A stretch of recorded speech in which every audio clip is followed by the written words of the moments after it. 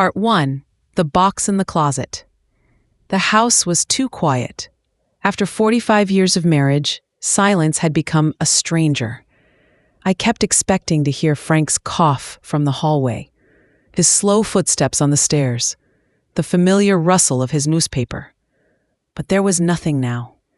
Just the hum of the refrigerator and the creaking of an old house adjusting to its new loneliness.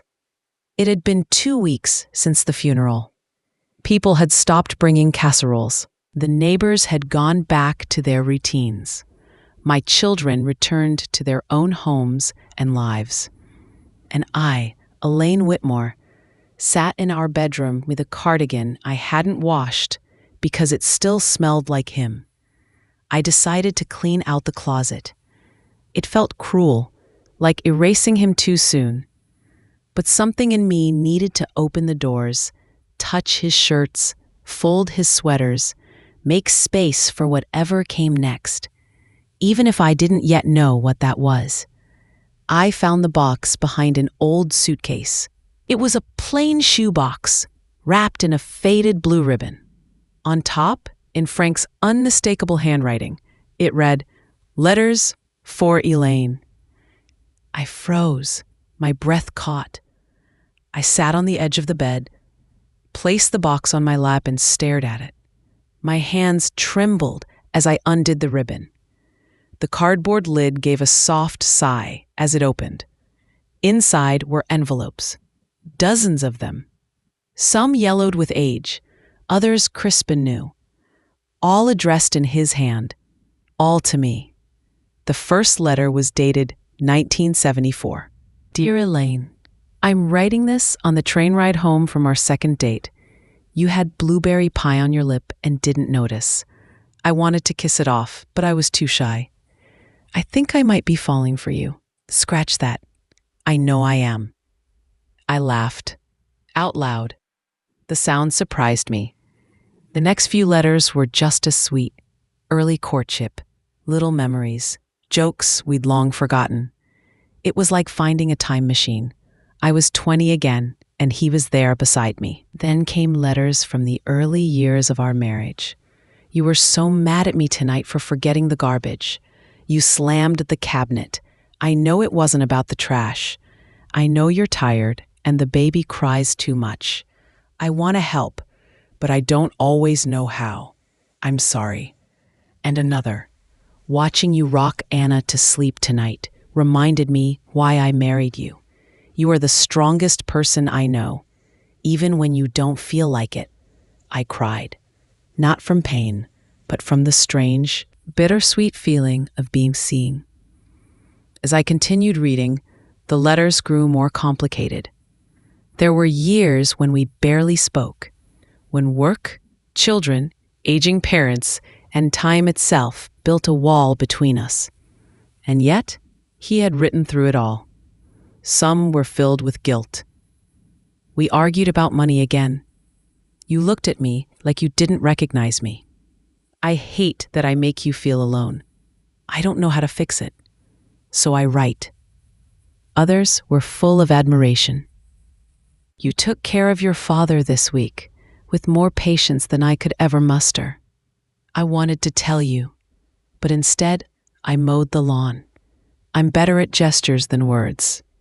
Maybe one day you'll read these and know what I couldn't say out loud. He never gave me these letters, but he wrote them anyway. Near the bottom of the box, I found one with a recent date, just 6 weeks before his heart attack. It was longer than the others, folded with care. The handwriting slightly shaky. Dear Elaine, if you're reading this, I'm probably not around anymore. I hope you found the box. I always meant to give them to you. I just didn't know how. Some men bring flowers. I wrote letters. I need to tell you something. Her name was Claire. It's not what you think. But I never told you about her, and I should have. I'm sorry. I stopped. Claire? I read it again.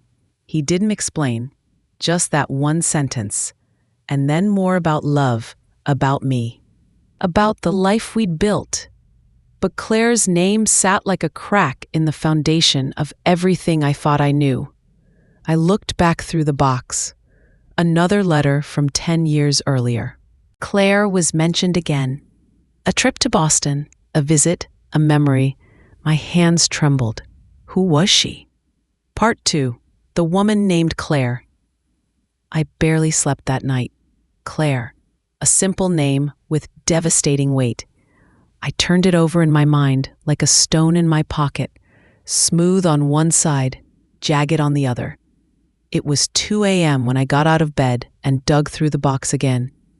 3 more letters mentioned her. None were romantic, but they weren't nothing either. Claire asked questions that made me think.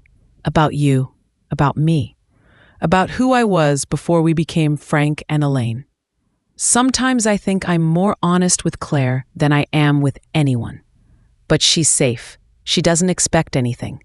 You do, and I never want to disappoint you. If you ever find these, I hope you know. Claire wasn't a betrayal. She was a mirror. But you were always the light.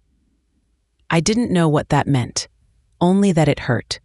By morning, I had made a decision. I went to the guest room, found Frank's old desk drawer, and pulled out a small leather notebook where he kept names, passwords, addresses. He called it his analog cloud. And there it was, Claire Monroe, 4515 Blue Ridge Drive, Arlington. I sat back. I didn't know what I hoped to find. An old friend? A secret? A lie? I only knew that I couldn't let it go. The next morning, I dressed with more care than usual. I told myself I was being silly, dramatic, but still, I picked my nicer slacks, my good shoes. The drive to Arlington was a little over an hour. My hands gripped the wheel tighter than they should have. I rehearsed lines. I argued with ghosts. When I pulled up to the house, it was modest. A white ranch with blue shutters, neat garden, a wind chime tinkling on the porch. I sat in the car for 5 full minutes. Then I got out. I rang the bell. Footsteps. The door opened. She was older than me, I guessed. 70 or so, thin, with white hair pulled into a low knot. Kind eyes.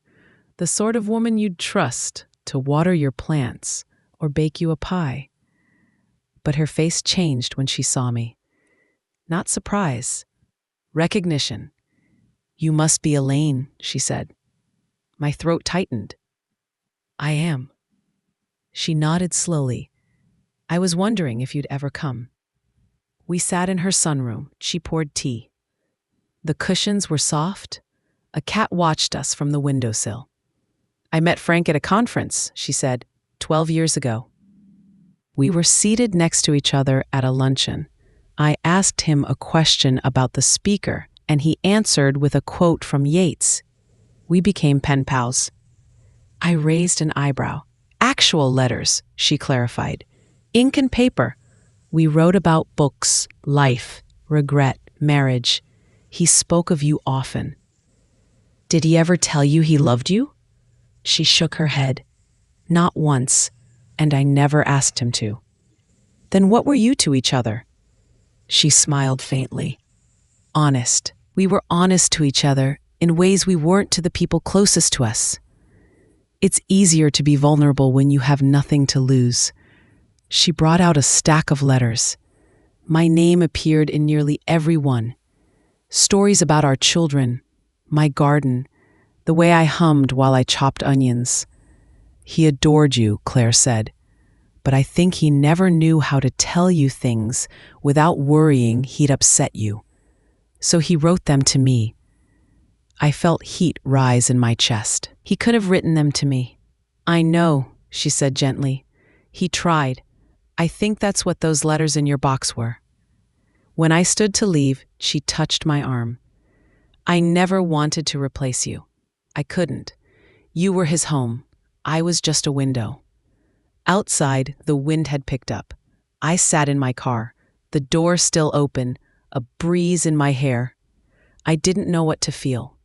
only that the hurt was softer now, muted by time and by truth. Part 3. The truth between us. I didn't return to Claire's right away. For days, I sat with her words, with his words, with my own silence. Some mornings I woke up angry. Other times, I missed Frank so much my body ached. And then, in quieter moments, I realized something I hadn't allowed myself to feel in weeks. I was also curious, not just about Claire, but about Frank, about the man he was outside of our shared life, and maybe about the woman I had been too. A week later, I called her. "I've been thinking," I said. "So have I," she replied. We met again. No tea this time. Just two women on a walk around her neighborhood. There were spring buds on the trees and birdsong in the air. "Did you ever want more?" I asked her. She shook her head. "Not once." "Then why keep writing?" "Because we spoke in a language that didn't exist in our marriages. We wrote about fear, longing, disappointment, things that felt too dangerous to say out loud." "But that's what marriage is for," I said, maybe sharper than I intended. She stopped walking. "Elaine, did you always say everything you felt to Frank?" I opened my mouth, closed it. "No," I admitted, "not always." We sat on a bench in the park. Claire pulled out an envelope from her coat. "One of his last letters," she said. "I think you should have it." I took it slowly. The handwriting was frail, faded. "Dear Claire, I think I'm running out of time." I started to dream of Elaine in her wedding dress again. She looked nervous that day. I was too. I never told her that. I never told her how scared I was of becoming a husband, a father, a man someone depended on. I never told her that she saved me from the worst version of myself. Sometimes I write these letters hoping she'll find them. I don't know if I'm brave enough to give them to her. But you've seen the whole of me. Thank you. If she comes, tell her I loved her, all of her, even the parts I never understood. I folded the letter, pressed it to my chest, and cried. Claire put a hand on my back. "He never stopped loving you," she whispered. "And yet he told you more than he ever told me." "Maybe," she said. "But you lived it with him. I only heard the echoes." Later that evening, back home, I opened Frank's box again. The letters looked different now, not like betrayals, but like confessions, attempts, failures. Love in translation. He wasn't perfect, but neither was I. And yet we had chosen each other, over and over. Maybe that's what mattered most. The next week, I invited Claire to my home. She brought blueberry muffins. We looked through old photo albums. She asked questions. I told stories. We laughed. We cried. She said, "It's strange, isn't it, to grieve the same man in different ways?" I nodded. But maybe it makes the grief less lonely. Part 4. The letters I wrote back. Grief changes with time. It doesn't shrink. We grow around it.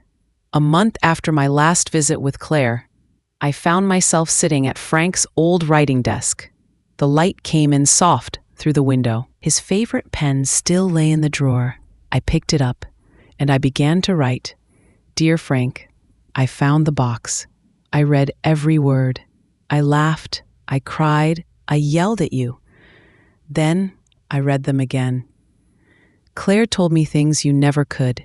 She gave me the truth, even if it was hard.